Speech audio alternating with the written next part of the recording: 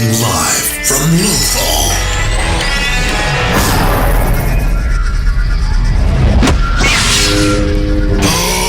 Good morning, Lothal. It's the Unofficial Star Wars Rebels podcast. Hello, everyone, and welcome to Good Morning Lothal, the Unofficial Star Wars Rebels podcast. I'm Pete Salas, along with Rolando Zamora. How you doing, Rolly? Pretty good. How about yourself, Pete? We're doing okay over here. So this is the maiden voyage, so to speak, of this podcast, and hopefully the first of many. So let's just kind of lay the groundwork a little bit on what it is, why it is we're doing this.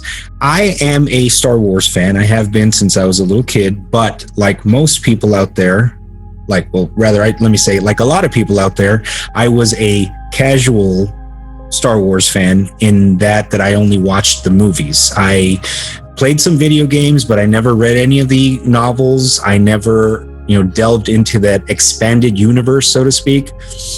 And it's not that I wasn't interested in it. I just never made time for it. To me, it was like, there's a new Star Wars movie coming out. I'm there. I'm there first night. You know what I mean? But there is a whole other world besides the movies, and that is thanks to you, my good sir. You are the one that has been pushing me to give it a shot. There, you would tell me, watch Clone Wars. There's so much more to it. There's so much that the movies just don't really delve into, and it is because of you that I actually gave it a shot. So I loved Clone Wars. Let's put that aside. This is not a Clone Wars podcast. This is a Rebels podcast, because that is, if Clone Wars is like the first in line as far as, the expanded universe and the animated series, then Rebels is right behind it. So it was about time that I tried it. So I gave it a shot, and I was pleasantly surprised. So on this podcast, what we're going to try and do here is kind of like, as I go through them and I revisit these Rebels episodes, then hopefully the listener, the viewer, whatever, will also be inclined to rewatch it, because it is one hell of a TV show. That is without a doubt. Your thoughts? Yeah, definitely. Just to kind of expand on what Pete was saying, let me clarify one thing. When we talk about expanded universe, there is actually a difference. Referring specifically to what we're going to touch, Rebels, and not to disclude Clone Wars, but these animated series, there might be a misconception amongst casual Star Wars fans that are strictly, it's the movies and nothing else really matters to me. Expanded universe when we were kids was, as Pete was saying, the books, and the books are very much independent stories that were licensed by Lucas, but not written by George Lucas himself. Flash forward into the future, Disney buys Star Wars, and there's now what we call canon Star Wars and Legends Star Wars. Legends would actually be your expanded universe, where we're talking about independent stories that they do not canonically, I don't know how to pronounce that word necessarily. They do not specifically connect to what we see in the movies and these cartoons. But they can. That's not to say they can't be included at some point. Canon, which these cartoons very much are, means they directly have an impact on what you see on film. And nowadays with live action, with the Mandalorian universe, so to say, they're tied in. And to that extent, they're very much important to experience the full, not meaning of Star Wars, but what it is to truly appreciate these films beyond, or the story rather, beyond the films. And right. I think a lot of fans miss out on that. For specifically talking about Rebels, not to get too off base here, but to include Clone Wars, they automatically see these things and they're like, well, they're cartoons, and I'm an adult. Yes. So that's not really my thing. And it's by just saying that alone, I think a Star Wars fan is really missing out on so much story that gets added to what they already know about Star Wars. And it's just, I know for me, I just preach to my friends, like Pete, for example, like, hey, I know you like Star Wars and I know you haven't seen this and you're just missing so much of it by not having seen that. Right. And I'm basically like trying to twist their arms to get them to view it because I want to be able to talk to them about it and enjoy it with them. So that, I think that's basically a part of the premise of why we're doing this. Right. But yeah, just wanted to touch on that expanded universe, so to say, not to confuse anybody that's listening and here's that term. So, I mean, right off the bat, you're just going to embarrass me on the show and just say, like, you don't know what the hell you're talking about. And, you know, it's not expanded universe, dumbass, you know, but no, I'm just kidding. But no, I see what you're saying. And I understand now that, you know, tell me about Legends a little bit. Like, what is the difference again? Yeah. So Legends is Legends is actually the new term of what was previously termed expanded universe. Oh, okay. You might remember, like, on the N64, they made that Shadows of the Empire game, yes, for example, touching on the video games. Okay, those stories were basically so not creative, but sorry, they are creative. There's so much like fan support for those games, even more so like Knights of the Old Republic. Just as a huge fan following for these games, and that's what's considered expanded universe, in that they weren't necessarily written by George Lucas himself, but these are approved stories that Lucasfilm said, okay, you know what, we see what you want to do, mm-hmm, we approve of like the story, so go ahead. But it doesn't necessarily mean per se that it doesn't tie in to what you'll see in Disney canon. Okay. So anything canon might sometimes, you know, differentiate from these legend stories. So to make the distinguish between the two, they labeled anything since Disney purchased Star Wars going forward as canon. Okay. And everything else that existed in novels, video games, and such as legends. As legends. Okay. Now I see. Whereas in the past, it was more of like, I guess before the shows and whatnot, before the live action shows or the animated shows, the movies that's just all it was, right? And anything that was an offshoot of that, whether it be a game or a book, was not canon because it wasn't a movie, but it was still part of the Star Wars universe. So, you know, for lack of a better term, it just wasn't recognized as part of the Star Wars official storyline. Yeah, it basically just got the Lucasfilm stamp of approval. Like, yes, we'll let you put the name Star Wars on this, even though it's not going to tie into what we're showing you in the movies. Okay. So circling back to the point of this podcast, we're going to be talking about Star Wars Rebels. And this was a show that debuted in 2014, I believe, is what I read. Was that when it first came out? Yes, I believe that's correct. I think that's correct. Okay.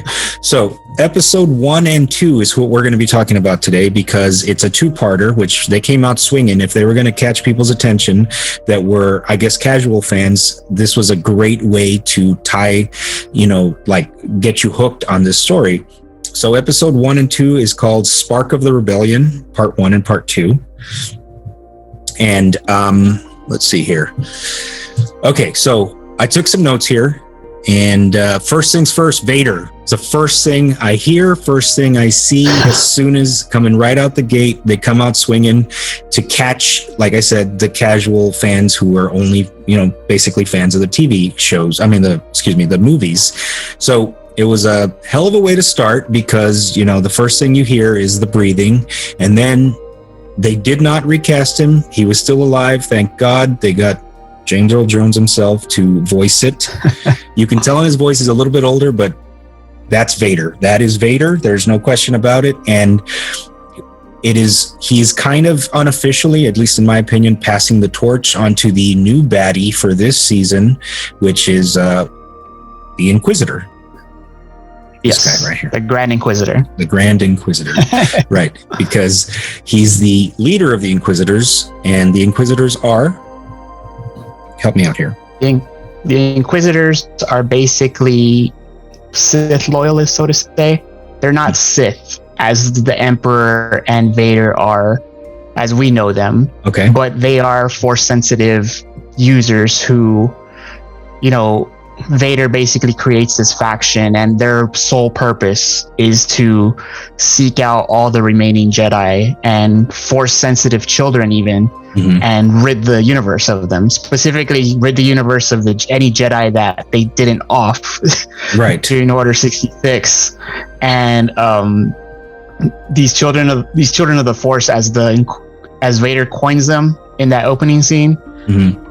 They either, you know, get rid of them, or, which is harsh to say, right. Mind you, this is an animated show, so that kind of gives you perspective of why you shouldn't just see it as a cartoon if we're talking about offing kids. Right.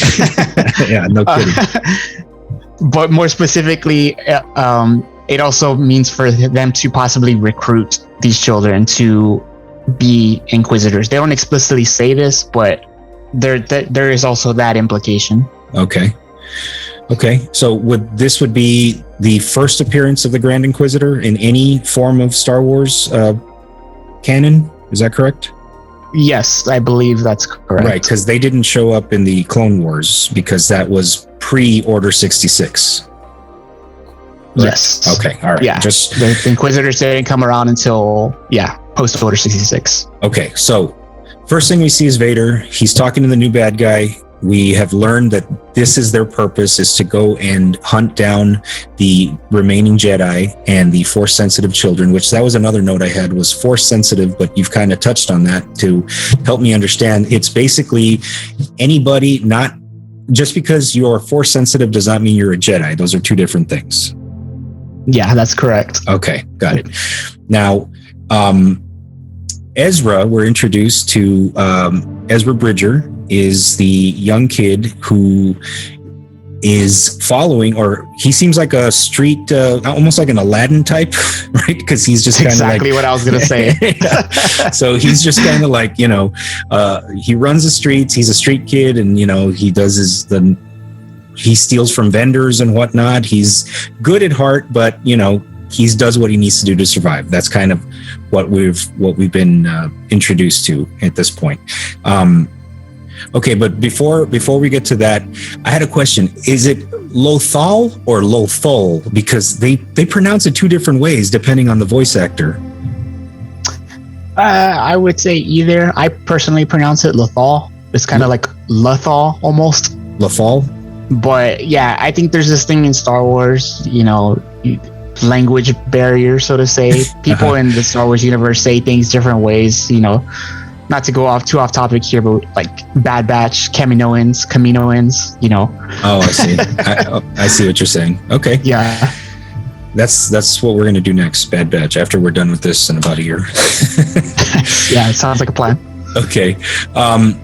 So we're introduced to the young kid who we're going to be following along. That's kind of, whenever I think of a TV show, I think of like the first person, not counting Vader, but the first person that we kind of follow into this world is who I think the audience is supposed to connect with the most, at least initially. It's supposed to kind of give you a sense of like, he is me and I am him kind of a thing. Like in that show Oz on HBO a few years ago, it was about the prison system, and there was a character named Tobias Beecher, and we kind of follow him into prison, and it kind of like expands into like 55 different, you know, on-camera actors. But to me, I followed Tobias from the moment he walked into that prison to the moment he walked out, and that's the one that I connected with the most. Anyway, I say that to say I believe that Ezra was meant for that purpose, for me to, you know, kind of sympathize for him and to say that this is going to be basically who I'm following into this world. And do you have any backstory on Ezra as far as you know? I mean, that hasn't come out yet, because we're still in episode 1. Yeah, for anybody who hasn't seen Rebels and is going to kind of follow along with this podcast, I don't want to spoil too much. They do expand on Ezra's story, but as what Pete's saying is correct. You know, Ezra does basically become the focal character of this show. I think it's kind of there's a little bit of implied obviousness because he's a kid, and you're going to, and he's a brand new character, so you're going to learn about Ezra and, you know, how he fits in this whole Star Wars Rebels Empire, you know, time frame for this show. Okay. And basically, let's go for it. No, Sorry. You go right ahead. Yeah. And then the whole concept of Lothal. This is a planet that we had not heard of before or seen up until this TV series. So this show very much revolves around Lothal, and it's how it's dealing with the Empire, specifically the occupation that is happening on Lothal. This story is very much focused on that, and Ezra's, you know, how he's involved with it, because Ezra's an orphan on Lothal. Right. The story is it's a simple one as far as the first episode, but there's so much that happens at once. Is we're introduced to, like I said, Ezra, this young kid who stumbles upon this band of rebels, and they are right in the middle of a kind of like a covert operation to steal some what were they, weapons, or it was like guns? Then I believe they were like almost like stormtrooper blasters, right? So they were stealing from the Empire to go and sell them. That's how they kind of like, it's like a 2-4. They that's how they stay in business, basically, and they also take down the Empire one, you know, job at a time. So they're kind of like the A-Team in a sense, that they're like a band of mercenaries, almost like obviously it's in the name, they're rebels.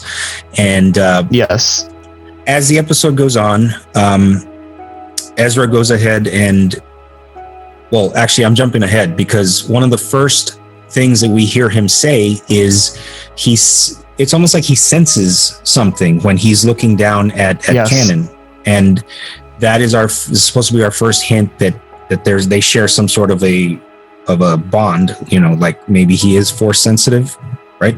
Oh yeah, absolutely. I mean, they haven't at this point introduced you to who Kanan is, but they're following Ezra, and he just out of nowhere senses like, hey, something's going on. Let me look behind me for no reason, and the reason is always obvious for Star Wars fans. Oh, he's force sensitive. So right off the bat, you know, there's much more to this kid than meets the eye. Now, to jump back into the movies, in one of the last shots of, what was it? Was it The Last Jedi, or was it? Yes, you're referring to the kid at the end, the broom kid. Yes, that is how they were kind of introducing into the movies this concept of a force sensitive kid who's not a Skywalker, right? Yes. Yeah.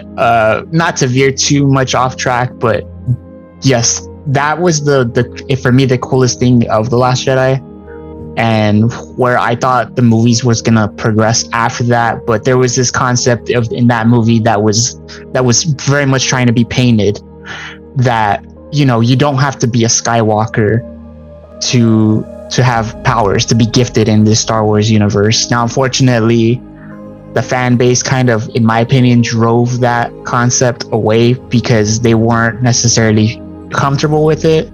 But ultimately, yeah, that Rey should have been, in my opinion, come from nothing. The same way, you know, Ezra comes from nothing, but he's force sensitive. And that kid with the broom at the end was another hint at, like, you know, they preached the whole film Rey comes from nothing, because that's what I was going to call him, Ben. That's what Kylo told her. And they show you that at the end. And that's kind of what it's not the exact same concept, but that's kind of what we're talking about here with Ezra. Just, he's a rando. He's not tied to anybody. Spoiler alert. Sorry. Right. But he's force sensitive. He's gifted. So in this Star Wars universe, if you're exclusively a movie fan, and you only ever see the Skywalkers, like, oh, if it's not a Skywalker, it's a Palpatine. It's by name, but it's not true. There's so much more to it than that. Right, and that's the point of these animated cartoons.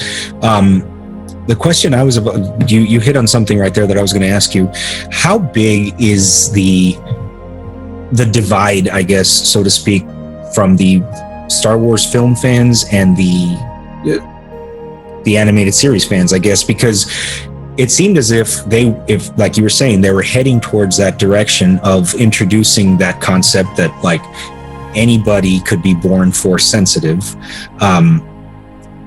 But you said that the fan base kind of like bucked the system, and they petitioned or complained or whatever the words are, and the ninth movie, they kind of scrapped that and went a different direction altogether.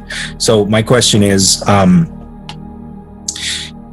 wouldn't it stand to reason that, is it 50-50? Like, as far as who has the loudest voice? I mean, obviously it was proven that the film fans did, but like, if there's just as many fans of the animated series and the what's it called? The canon, not the canon. I don't want to call them cartoons, but like, let's just call it, fine. Yeah, let's just call them cartoons. That's the okay. Cartoons. The storyline that they were pushing in the cartoons infiltrated the film, and the film fans kind of revolted. So my question is, coming back around, is it 50-50, would you say? Like, you're either I'm 100% film or I'm 100% cartoon? It's hard to say, in my opinion. I think it's a little bit more complicated than 50-50. Okay. Because I know, for example, that there are more Star Wars fans that they know The Mandalorian and they know the Star Wars films, but they don't know the cartoons.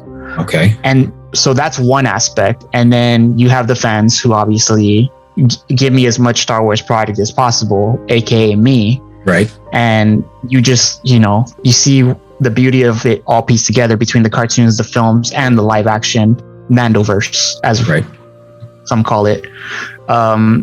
So it's kind of hard to say that. I think the thing let's talk about the people that they only know Star Wars for the films. I think a lot of people, it stops there, because honestly, TV shows they're a big time investment. So not everybody, wants to sit down and watch 7 seasons of the Clone Wars and 4 seasons of Rebels. Right. And it's a huge undertaking. So in their opinion, the movies are ultimately going to dictate what are all the major stories going on, which is not, it's really not true. There's so much more to it than that. And so I might want to say that there's a larger amount of people that are out of touch with the cartoons than there are with the films and the live action series. I would definitely say like 80-20, 75-25. I'm just trying to be cautious because it does seem like it's huge. Right. Plus the I guess if you're just talking dollars and cents, like, maybe it might be the old model, it might be an old way of thinking, but like the ticket sales kind of drive the bus, so to speak. Like, if it was going to affect ticket sales, then I think that big picture wise, they're going to have to go with the moneymaker, and the moneymaker thus far has been, the actual films, because that is something that you can like tangibly look at and say, okay, we sold X amount of millions of tickets to these, and then it's kind of hard to quantify like the streaming, right? Like where it is the amount of subscriptions for Disney Plus. Like, I know that there's a point I'm trying to make here, and I'm not quite getting to it. I hope you're seeing what I'm saying. It's just, again, it might be old thinking, but at least in the past, ticket sales definitely was a bigger moneymaker than a TV show, right? I mean, I still think it's like that, to be honest. Like, just to go out of the Star Wars universe here, but let's talk about Marvel. Like, how many people do you know that that enjoys Marvel films, the Avengers, Spider-Man, X-Men, that actually read the comics. Yeah, that's a great I mean, that's the source material, and I can say that I'm one of those people. I didn't pick up a comic until I was like over 30 years old. Okay. Just because, and the only reason I did is because I started enjoying these films so much. So I kind of put that in the same concept as this with Star Wars.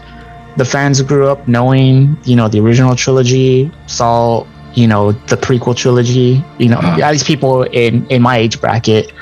And that was it. And then as these other supplement items started coming out, it didn't necessarily, there wasn't necessarily a push to want to see it so quickly. And I think it's kind of cool in the aspect of, here we are talking about Rebels, like how many years after the fact, after the first season came out, because it does create that also. So yeah, it does take somebody really dedicated to, let me pick up the latest piece of literature every single time it comes out, show me the latest TV show that relates to it, and just want to jump into it. It's just, in my opinion, I think it really just comes down to, it's such a huge undertaking. Give me 2 hours in the movies to tell me a story. Don't make me tune in, for an hour a week for 7 years to see a story unfold. Yeah. No, that makes perfect sense. And I think the Marvel cinematic universe to comic readers analogy was a perfect way to look at this. Is us that can appreciate both the films and the animated series and I keep wanting to call it the expanded universe, but the TV shows, let's just call them the TV shows.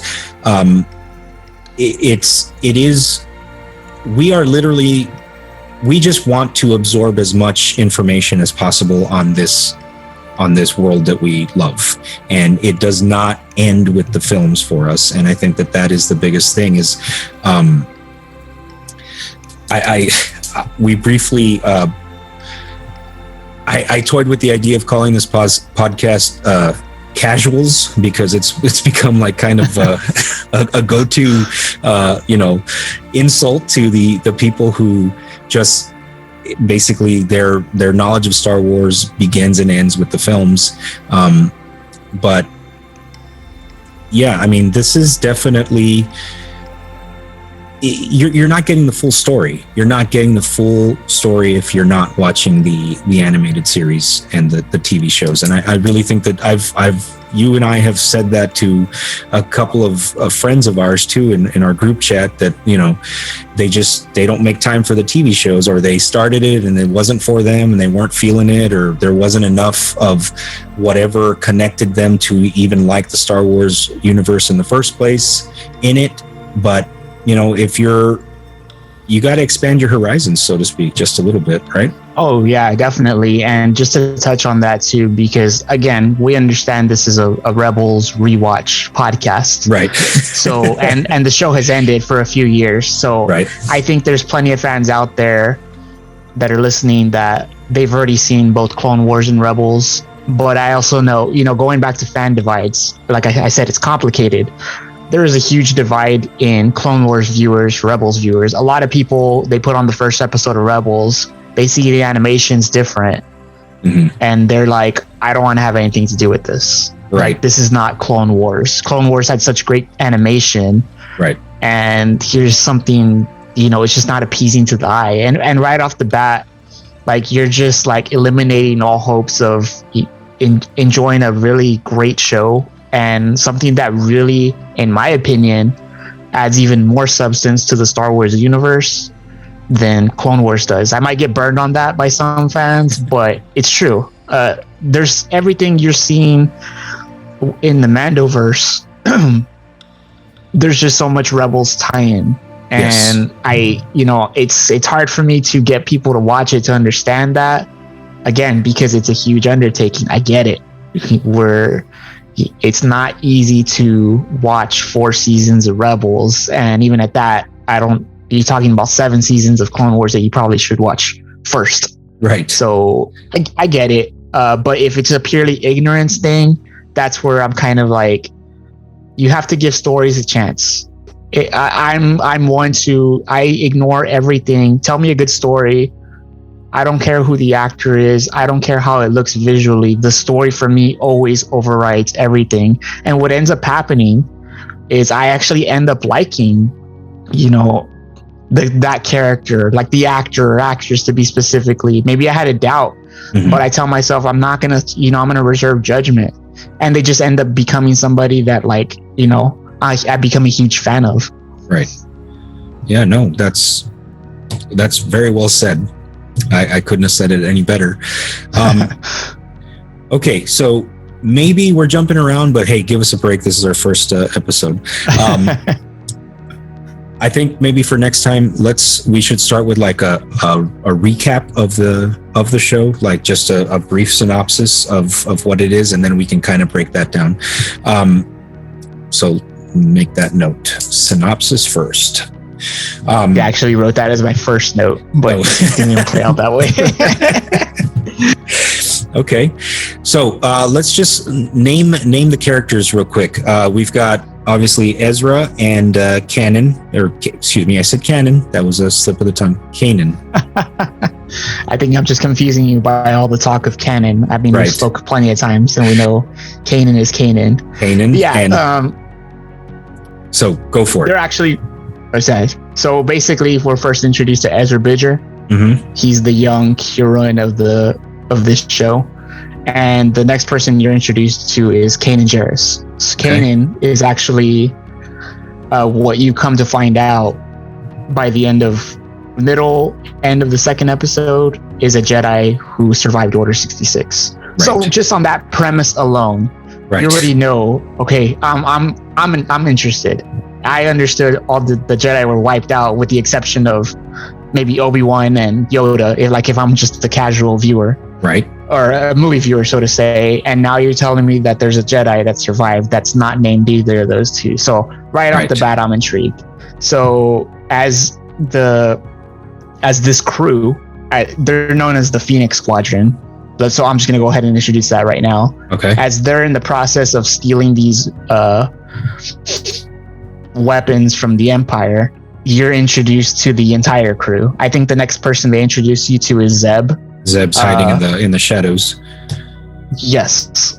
Zeb is I forget the term of his species, but it's like a cat-like species, Lasats.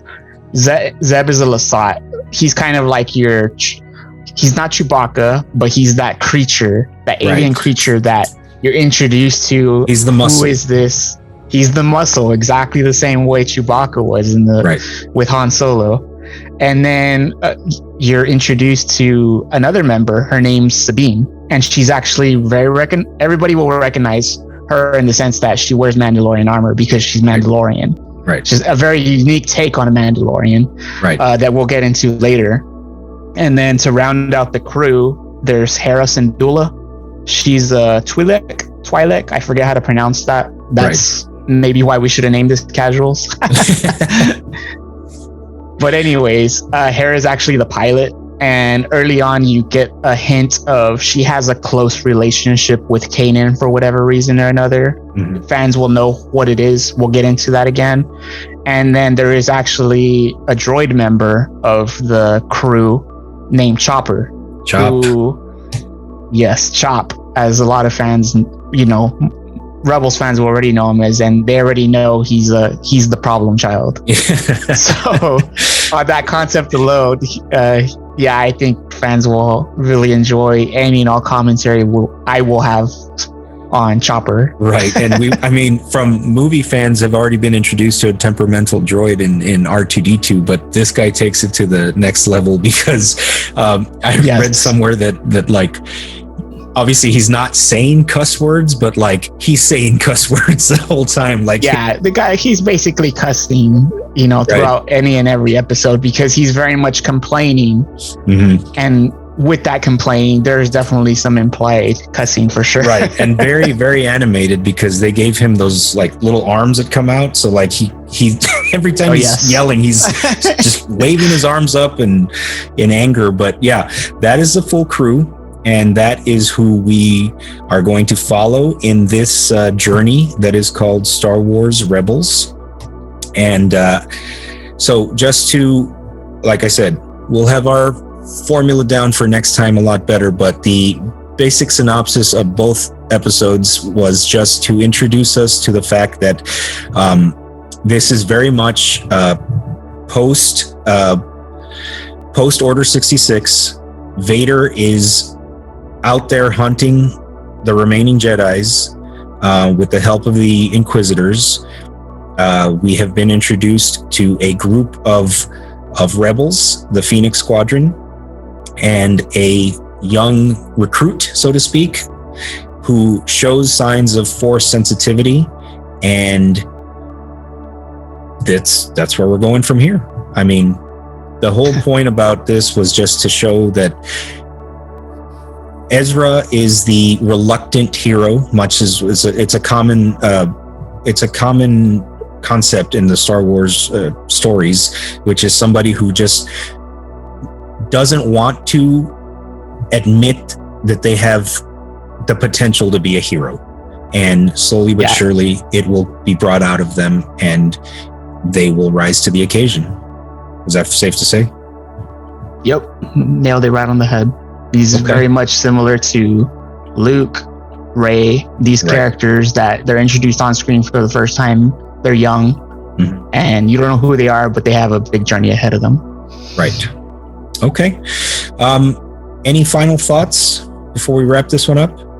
Nope. Maybe next time. Once we get into the episode, there was some stuff I did want to talk about, but please, by all means.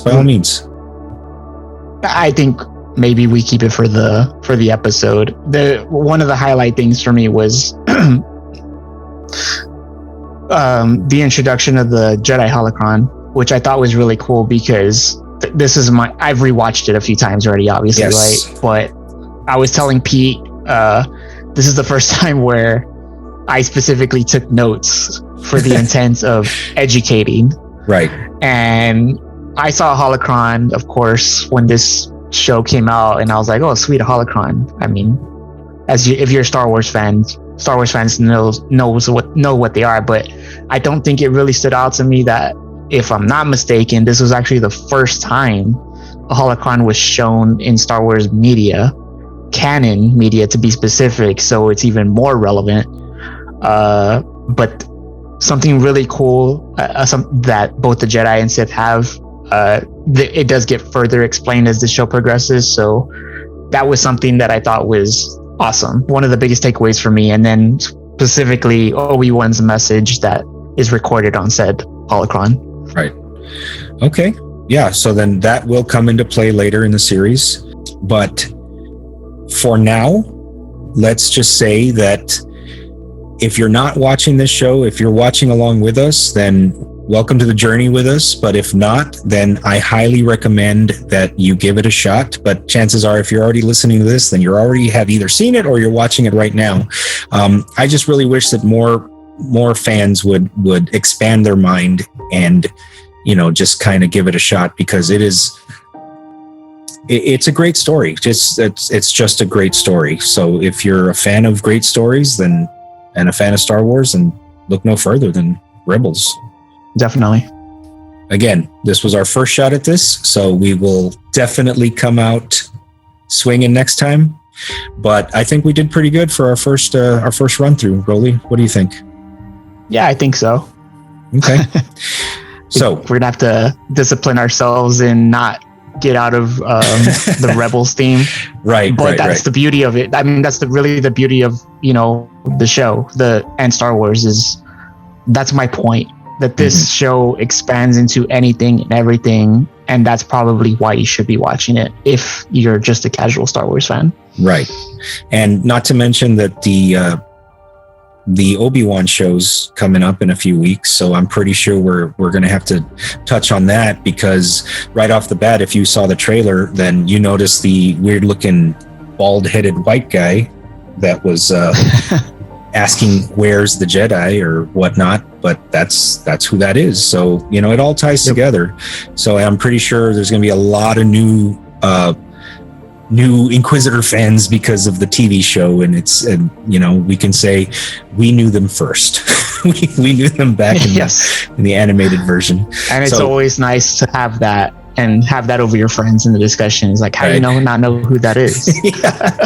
I remember when that trailer dropped and our friend chat group, let's just call him Pops, is a member of our chat group, and his question was, who's the guy with the rotating lightsaber? Is that Darth Vader? And we were like, oh my god. Oh my god. Educate yourself, bro. So anyway, so this was episode 1 of Good Morning Lothal, the unofficial Star Wars Rebels podcast, and this covered the first 2 episodes of the series. So we will come back with episode 3 of the series, episode 2 of our show. So for now, this is Pete Salas along with Rolando Zamora saying, may the force be with you always. Goodbye from Lothal.